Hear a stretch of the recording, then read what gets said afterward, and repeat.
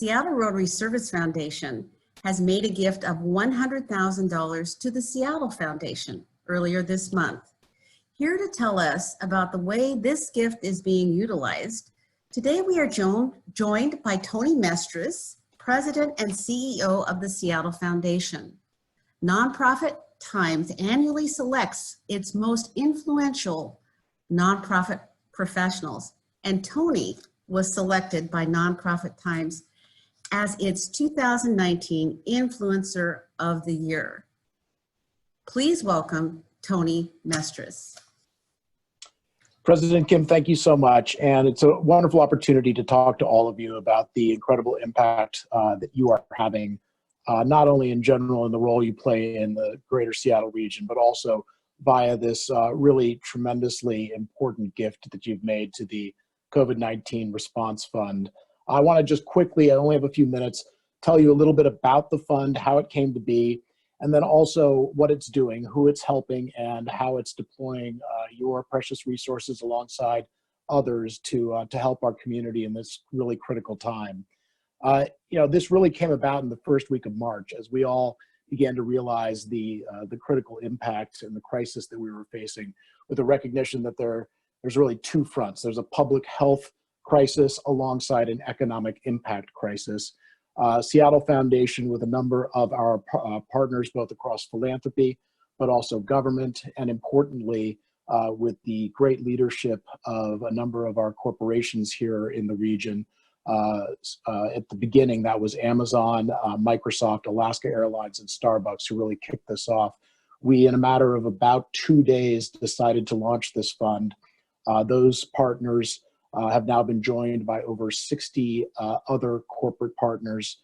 We've expanded our connection with local governments across the 4-county area, and have generated more than $20 million of gifts into the fund, about half of which have already been deployed out. And I'm going to tell you a little bit about how that's working and what that's focusing on. That's joined by over 5,000 individuals who have given online, and that fund is something you can learn a lot more about. And if you want to encourage others to give to it as well, you can go to seattlefoundation.org/COVID-19. But let me tell you a little bit about what work is being done with this fund. It's really got 2 phases. The first phase is rapid response effort focused on emergency assistance. That's things like food security, rental assistance, other immediate needs for individuals, families, and workers that are impacted by this crisis. It's got really 4 primary areas of focus in that first round, and we've already deployed about half of the fund via the first round over the last couple of weeks to 128 organizations across the Seattle region, focusing on immediate needs, things like rental assistance, food security, helping people with reduced and lost work. There are so many people who were already on the economic precipice of instability and all the things that come with that, and the potential for our homelessness problem to spike as a result of this crisis. And that is a particular area of focus we want to try to hold the line on for people. People with really increased demand for support around health, as well as information associated with the crisis. There are a tremendous number of people who do not have health insurance. They don't have sick days. They don't have easy access to information about what they should do in these times, especially people who do not have English as a first language. And there are great organizations that are working on that, as well as people who are experiencing fear and confusion as a result of this crisis. Unfortunately, discrimination and hate crimes have spiked.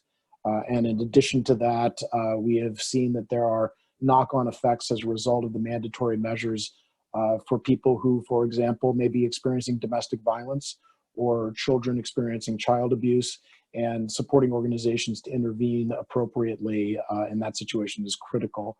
The populations, as I've mentioned, helped by this fund and your generous gift include those without health insurance or sick days, gig workers, service industry workers, people experiencing homelessness, people with limited English proficiency.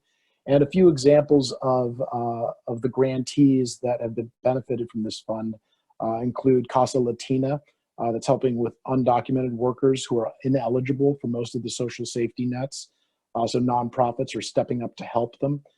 Casa Latina normally runs a day worker center to connect workers and laborers with jobs like moving and gardening, and that's not available to them right now. And so Casa Latina is adjusting to really support people from falling into even more severe circumstances as a result of this crisis. Another example is the Asian Counseling and Referral Services. They support immigrant, refugee, and native-born communities. They've seen a spike in requests, particularly around mental health support, isolation, loneliness. They're also supporting counseling for families who are going through this and have doubled their food assistance program, supporting many people in their community they were already connected with. And then finally, another example is the Muslim Community Resource Center. They've done incredible work in supporting the Muslim community, who many of you may know is facing a particular food security challenge during the month of Ramadan, when Muslims traditionally fast from sunrise to sunset, and often they break to have meals in community. And given that that is not a way in which we can all come together, given the public health crisis right now, it's incredibly important to support those communities, especially economically vulnerable Muslim communities, with food security. So I think I would just end by saying that the critical structure of the fund was with our partners in the corporate side as well as government to really work with community-based organizations deeply rooted in the most vulnerable communities that we're all trying to support, who have a track record of delivering things like food security, rental assistance, etc. And that has worked, I think, quite well in the minds of the fund partners and Seattle Foundation. The next round of grant making will focus on things like mental and behavioral health, as well as continue to surge money around food security. But we've only just begun this crisis. And for those of you who, and I know this applies to many who are listening, who sit on nonprofit boards, who do other things to support the nonprofit sector, Seattle Foundation with our partners are also looking at how we can support more on a midterm basis the economic crisis that many nonprofits in our region are facing. And to give you a sense of the order of magnitude of that, if you took the 200 most established nonprofits in our region and asked them, what is the impact, the economic impact over a, say, 12 or 18-month period as a result of this crisis, that cumulative number is easily in the hundreds of millions of dollars. It is very likely north of $500 million. And we feel an obligation at Seattle Foundation, our philanthropists, our partners in the community, to begin to develop an approach that will be a multi-year approach to ensure that the Seattle region has all of these amazing nonprofits still in a position to provide these critical pillars to our society when we're on the other side of this effort. So I want to thank you again for your support of this partnership, and we will continue to give you updates on the incredible impact that's being had by all of you because of this gift. Thank you. And thank you, Tony. We appreciate your leadership and this opportunity to partner with you, and we would love to hear more in the future. Thank you. I would like to now introduce our main program today, which is presented by fellow Rotarian and Seattle Fire Chief Harold Scoggins. Chief Scoggins has more than 30 years of fire service experience and began his firefighting career in the U.S. Air Force. In 1989, he joined the Glendale, California Fire Department and rose through the ranks to become chief in 2008. Chief Scoggins came to Seattle in 2015 and promptly joined Rotary to continue his Rotary membership. Chief Scoggins has also served on our club's board of directors. On the front lines of the major crises in our community and now the pandemic, Chief Scoggins is the speaker we want to hear from. Please welcome fellow Rotarian and Seattle Fire Chief Harold Scoggins. Good afternoon, everyone. Thank you for having me today. And Mariah, if you can start that video, and we'll lead in with this. And I'll talk through it a little bit before we get started. So what you're looking at right here is a map that we put together starting, you can see in January, of tracking these COVID-19 related cases that came through our 911 center back in late January. And the bright spots that you see popping up on the map are the 911 callers with these COVID related illnesses. And you can see as we move into March, the hot spots that are really lighting up all over the community. And so this map right here gives you a visual of the impacts of some of the things that we have seen over the past 2 months. It's important to note, and I'll see if I can share my screen here. So what you saw was the video of how we've been tracking this virus. And for us in the Seattle Fire Department, we've been paying attention to this since the end of January here. And there's been a lot happening since the end of January. And we started communicating with our firefighters back on January 22nd. Okay, I got the slides back on my screen, so I'll just go with that. But before I get into this, I want to first say a few thank yous. I want to thank President Kim and all of our Seattle 4 Rotary members for all of your support over the last 2 to 3 months. It's really been incredible. The messages I received, all the positive words of affirmation, they really mean a lot when you're going through a time like this. And we just heard from a member of the Seattle Foundation. And I also want to thank the Seattle Foundation because they also made a contribution to the Seattle Fire Department. And one of the things I do want to let you know is we're using that donation to actually purchase ultraviolet light machines so we can actually use them to clean our N95 masks that are going to help sustain us through this crisis a little bit longer. So all of our donations and contributions have really been incredible. But starting from January 22nd is when we sent our first department-wide notification out, letting the Seattle Fire Department know that, hey, we're tracking the coronavirus. I don't believe it was labeled as COVID-19 at the time, but we wanted to put the department basically on notice so we can all start focusing on this. And this happened on January 22nd. And it was a pretty clear message to the department and letting everyone know what had happened in Wuhan, China. And this is coming to the United States. It was confirmed in Snohomish County at the time. And we knew it was a matter of time before it actually landed in Seattle.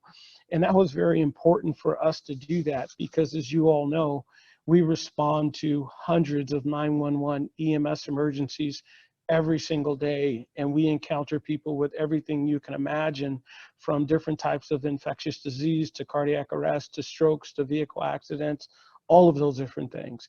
So we had clarity that it was a matter of time before this landed and started to impact the Seattle Fire Department. We really amped up our messaging in the organization over the next 4 weeks, while the city also started to stand up the EOC, put teams together, and start coordinating and planning along the way. And this was really important for us. And as we started meeting as an emergency executive board, and the mayor had asked me to be a co-lead for our emergency operations center to kind of lead the team that's working through this pandemic that we're in right now. So on multiple fronts, we've been paying attention to this from the city front and from the department front. And those are looking at very different angles.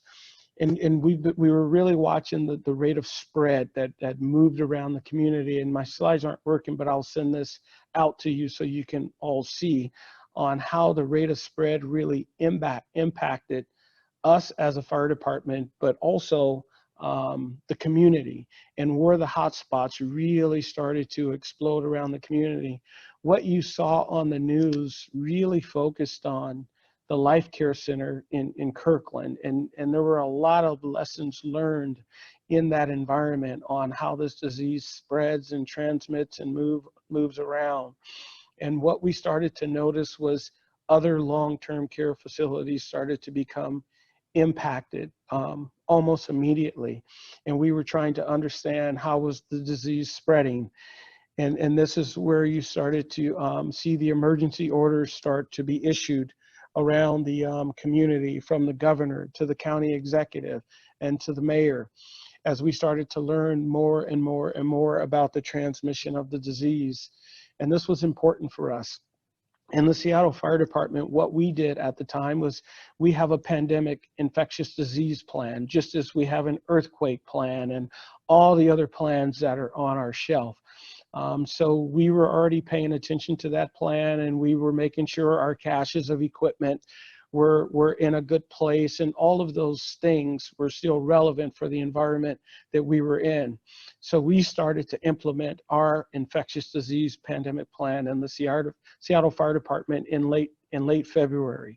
And the city transitioned into its pandemic planning mode also at the same time. And this was very important for us because as the emergency orders came into play from the governor and the county executive and the mayor, we knew life would be changing in a rapid manner, and it was our responsibility to keep up. And it's very important to note, as many businesses had to shut down, and that was really difficult for our community to see. One thing we knew is our firefighters would still need to come in each and every day to continue to serve community. But we were serving it with a lot more anxiety and a lot more fear, responding to these different emergencies around the community. The environment had changed immediately for us.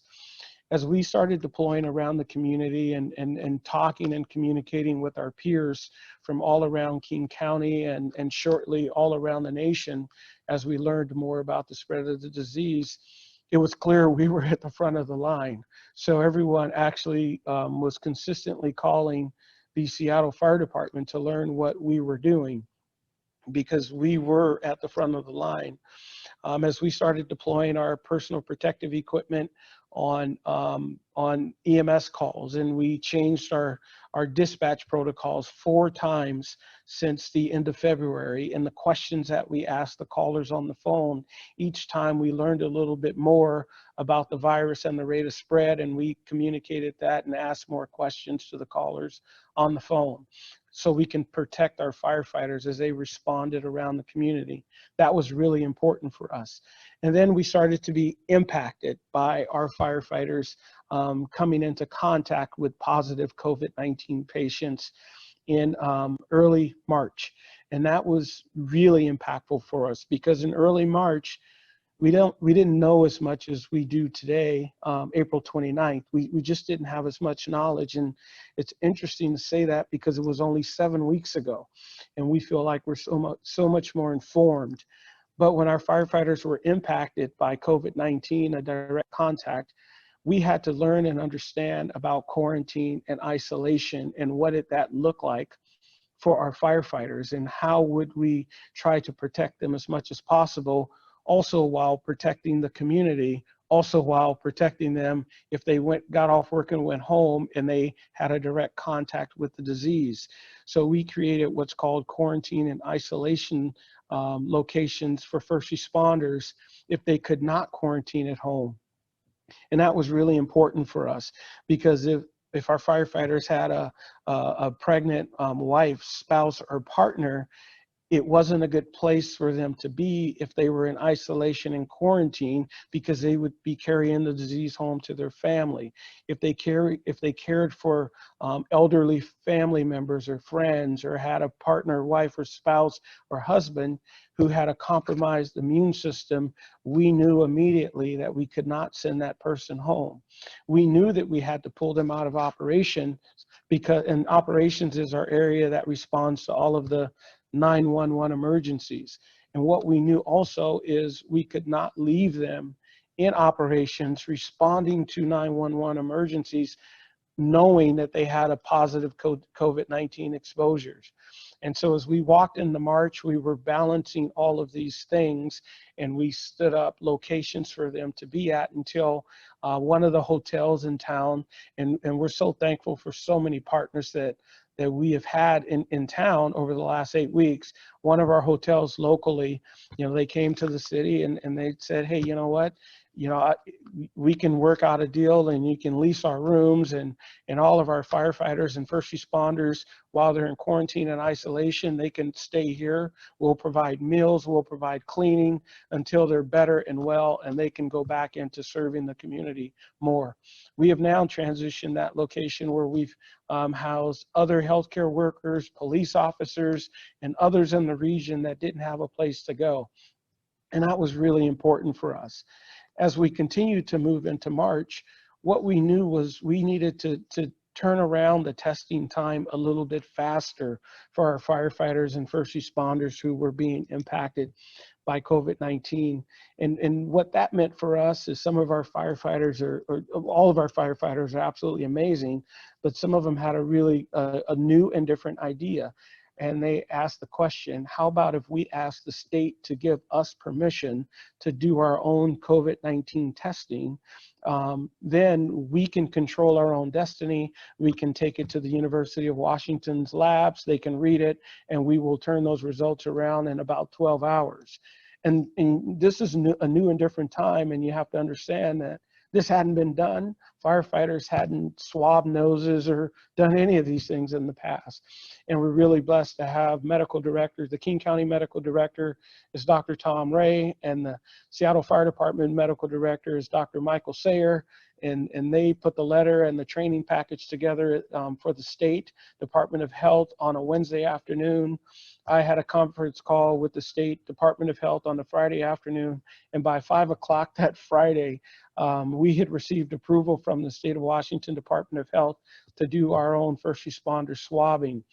On that next Saturday, we were actually training on that next Saturday. So between Wednesday to Saturday, we were training, and on Sunday, we were actually swabbing firefighters and police officers who had a positive impact.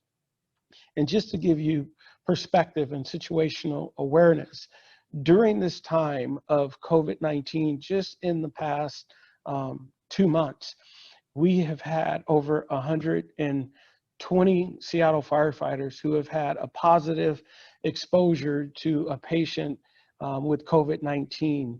During that same period of time, we have had 19 firefighters that have tested positive for COVID-19.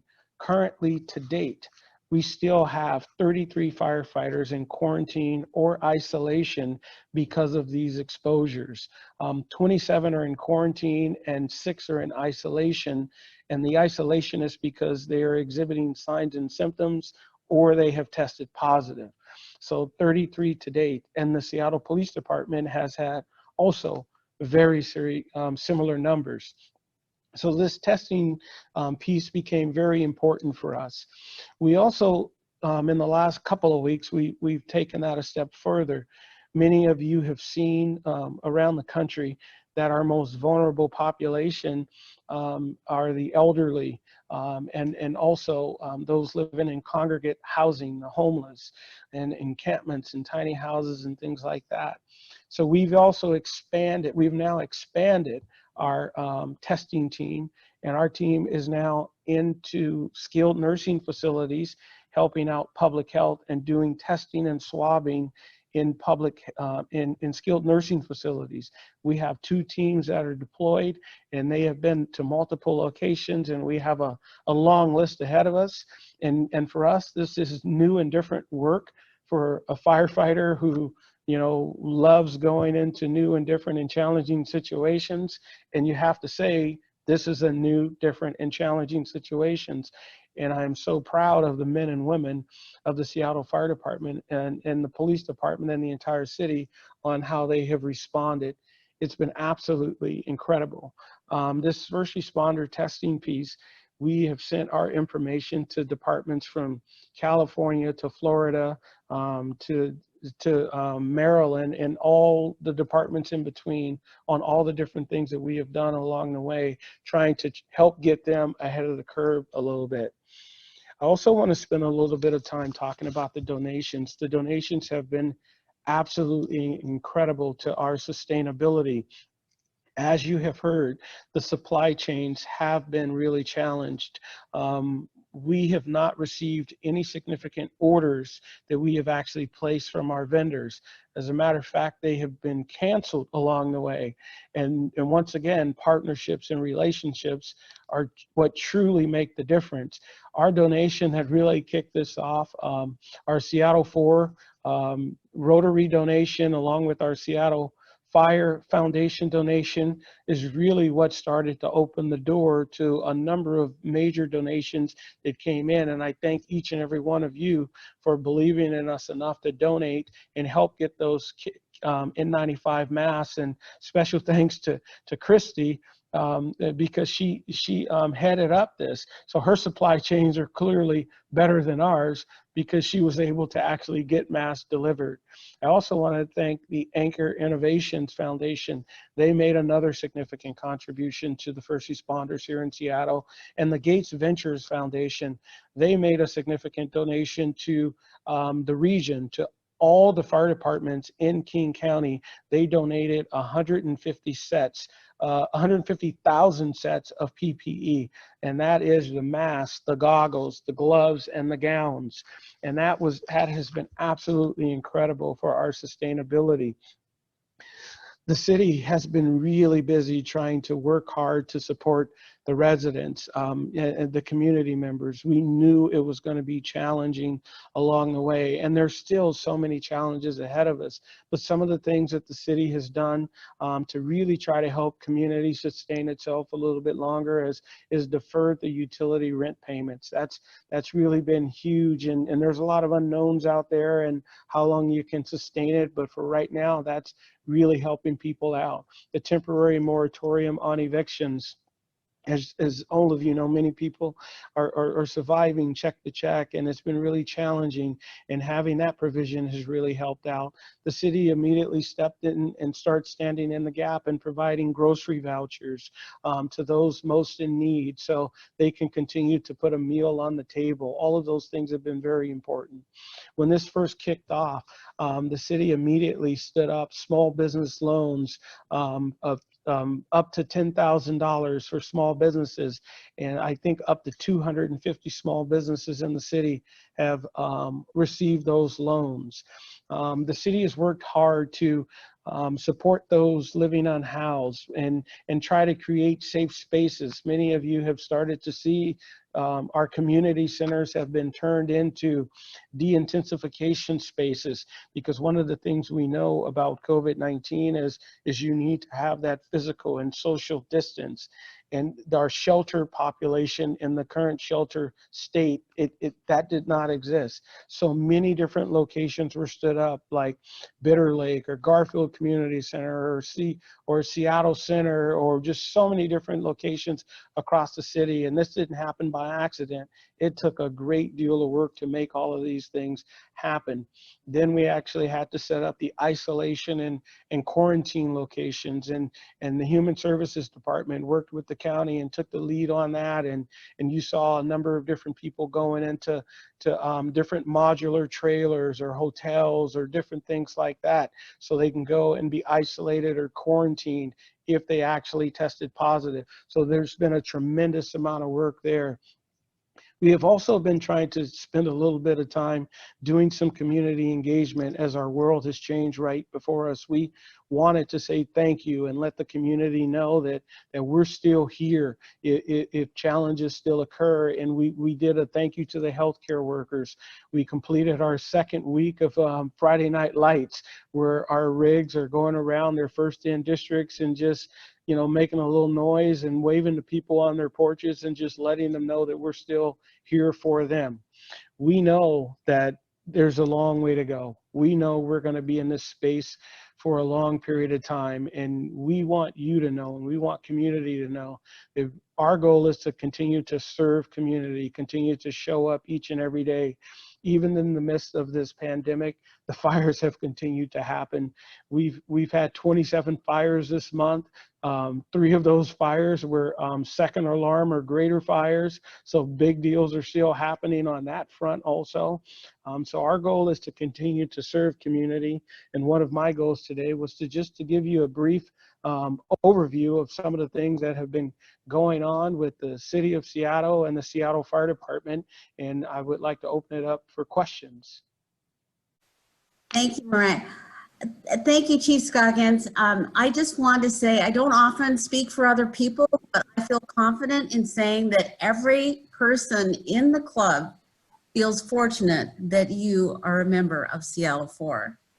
So thank you so much for your service. Thank you for being a member of our club, and thank you for everything that you do every hour of every day.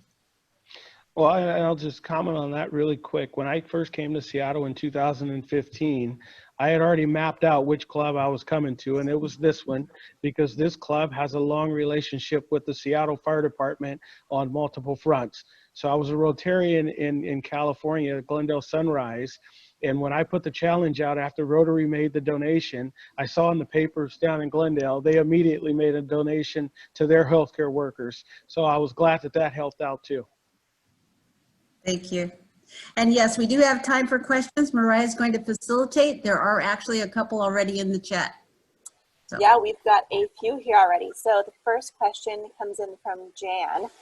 She says that your testing went into effect quickly. And the question is, how can the rest of the city and the county learn from this and put larger scale testing in place that will help reopen things?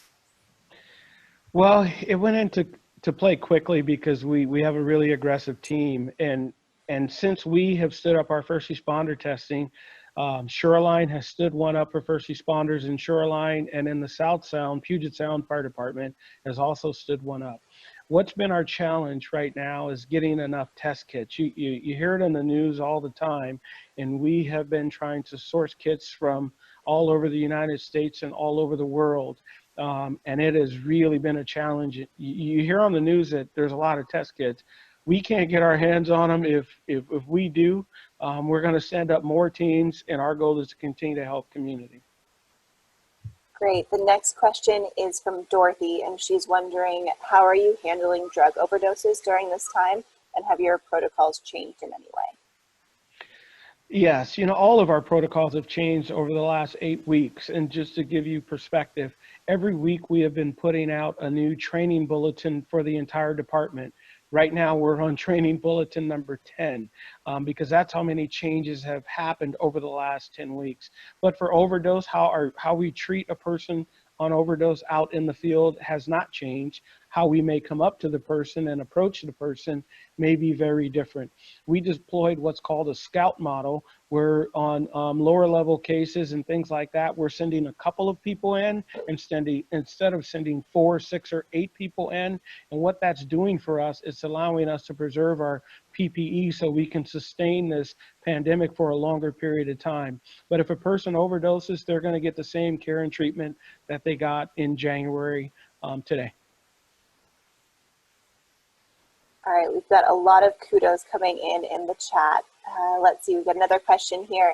Virginia McKenzie starts by saying you're amazing, and then asks if it's too soon to see the positive impacts that will outlast the pandemic. You know, 4 to 6 weeks ago, I would have said it may be too soon, but I can look back on the number of things that we have done over the past 8 weeks, and I can actually start to see the positive impacts on so many fronts. You know, how hard people have been working to support community, how our firefighters have continued to show up and go into places that we know that there are compromised individuals in those places and serve, the programs that have been put in play, the willingness of this community to continue to step up. You know, I'm here at T-Mobile Park right now, and all of the fire chiefs in King County are here with me, and we are actually filming a thank you video for all the residents of King County, because we have flattened the curve and we are doing a great job. And we want to remind the community that even as the community reopens at some point, we still have to maintain certain things. And we just wanted to say thank you because, you know, our region is really leading on this front. All right, lots of questions coming in here. Let's go to Suzanne Griffin next. She asks, Chief Scoggins, can you tell us about the challenges that you are facing in serving the non-English speaking refugee communities? Yeah, that is one of the challenges and one of the things that we saw early on in this pandemic. And luckily we have a team of 12 community fire safety advocates. And what that team focuses on is reaching the communities that we may not be able to communicate as well with. And so we have put out a lot of information in multiple languages to try to continue to connect with people. And we're using our community fire safety advocates to help us with that messaging. Great. I think this latest question, best seen, that might be Carmen Best asking, first saying, great job, Chief. And then what will be the biggest public safety challenge as we move on to the new normal? Well, understanding what the new normal is, just like all of your lives have changed, so have all of our lives. And if that is Chief Best has been an amazing partner. We've been working great together before the pandemic, but even more since the pandemic has happened. But our challenges are going to be to understand how we do business in the future. It's going to look different. We're seeing it right now. Everything from how we train to our building inspections to how we respond on emergencies to the equipment we buy. All of those things are changing right in front of us. Even our office work, you know, it's interesting. 3 months ago, we probably, if I would ask someone in the office, can we switch things to do it electronically? I would have probably gotten no. We have transitioned so many of our office activities into teleworking and online processes. I don't think our people are going to want to come back in the office because it's working so well. All right, Joyce Robertson is asking about how is the emotional health or the morale among personnel at the fire department right now? No doubt you are hugely concerned about it. Yeah, it's been tough. You know, we've had highs and lows, and every time we have another positive COVID-19 firefighter, that clearly, you know, transitions around the department and everyone gets word of that, no matter how much we try to maintain medical privacy. But, you know, the emotions are hard there because even before this occurred, you know, firefighters always feared what they would take home to their families and to their loved ones. And now we're working with a new disease and a new virus that's spreading. And many of our people have, you know, elderly parents or young kids, so they don't know what they're carrying with them. Our peer support team, our crisis incident management team, every person that we have had off, they are doing multiple check-ins each and every day. We have sent multiple communications out to the department on a regular basis. We're doing department-wide Skype meetings. This Friday is another one. We've been working hard to try to really understand and provide people with the information they need so they can, you know, feel as good as you can. No one can really feel good in this time, but we're really trying hard to work through it. All right, and we are running short on time, so I'm going to end with this last question from President Kim Moore. What else can we do to support the Seattle Fire Department? You know, positive thoughts and keep, you know, doing what you've been doing. The social distancing, the washing your hands, the wearing your face mask when you're out in public, all of those things really make a difference. It may have an impact on you or it may have an impact on others. Those things are really important. You know, continue to try to support small businesses. Many people were trying to make donations to the fire department, and we've had so many offers that your first responders are still working. I've been denying them. I've been telling our public affairs team to deny them and donate it to a shelter or someplace like that. We've been directing our firefighters to try to order meals from the restaurants that are still open, and you'll see on our social media website, we're posting a lot of that. Continue to try to support community, continue to try to check in with people to make sure they're doing okay. So as we start to, you know, exit out of this, you know, we can start to rebuild again and sustain as many businesses as we can. Thank you again, Chief Scoggins, and thank you to the entire team at the Seattle Fire Department. We really appreciate your program here today. Thank you. Now, before we close today's program, we have a surprise guest, a very talented musician and a beloved past president of Seattle 4, whose incredible story of survival is known to many of us. But did you know it includes being saved by a Seattle firefighter? This story is also a story of our first responders, and it is my honor to present to you Sue Nixon. Are you wondering about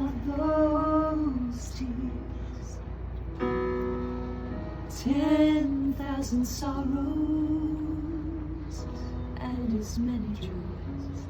The ache of the living and the silence of the dying. These things shall all pass away, and nothing, nothing, nothing in this world will ever separate us from Him. Oh, nothing, nothing, nothing in all creation can ever separate us from Him. Angels, triumphant angels, they'll be bringing good news. Demons, many demons, they'll be talking to you. The rise of the living and the fears of the dying. Oh, these things will all pass away, and nothing, nothing, nothing in this world will ever separate us from Him. Oh, nothing, nothing, nothing in all creation will ever separate us from Him.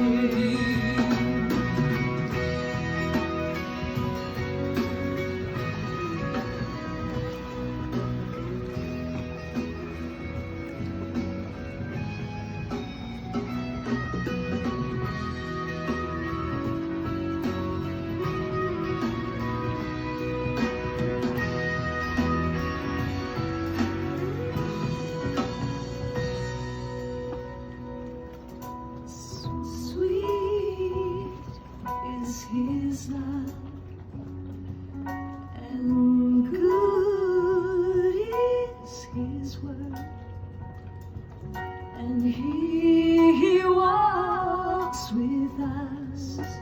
Oh, how sweet is His love. Oh, how sweet, sweet is His love. Oh, and good is His word. Yes, as He walks with us. Oh, how sweet is His love. Oh, and nothing, nothing, nothing in this world can ever separate us from Him. Oh, nothing, nothing, nothing in all creation can ever separate us from Him. Oh, nothing, nothing, nothing in all the world can ever separate us from Him. Oh, nothing, nothing, nothing in all creation can ever separate us from Him. Can ever separate us from Him. Yes, how beautiful. Thank you, Sue Nixon. And thank you to all of our program participants, Joel Padgett, Todd Sommerfeld, Don Kraft, Tony Mestres, Harold Scoggins. Thanks also to you for being here for today's program. Please join us next week when John Scholes, president of the Downtown Seattle Association, will join us. John will discuss the current state of downtown, and he was scheduled to speak prior to the pandemic. So there is even more to share with us and more to ask John. In closing, thank you to the sponsors of our YouTube channel, This week, we thank gold sponsor Bob Alexander, our first sponsor. Now, before we say goodbye, a reminder to wait just a moment if you'd like Mariah to assign you to a chat room. The question for today is, has the pandemic changed your commitment to Rotary's motto of service above self? Please stay safe, stay engaged. Our community and Rotary needs you. We are adjourned.